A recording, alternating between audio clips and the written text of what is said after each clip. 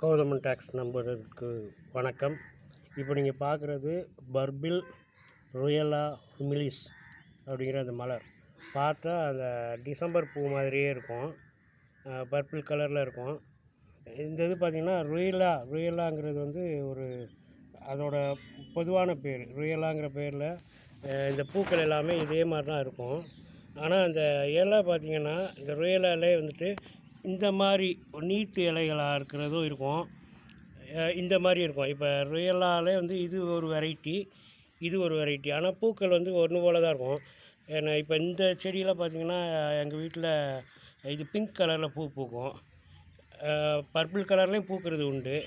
இங்கே வந்துட்டு இது வந்து இந்த ருயலா ஃபேமிலியில் ருயலா ஹுமிலிஸ் இதில் வந்து இலை மட்டும் வேறு மாதிரி இருக்கும், பூக்கள் ஆனால் அதே மாதிரி தான் இருக்கும். பார்க்க ஒரு ட்ரம்பட் ஷேப்பில் இருக்கும்.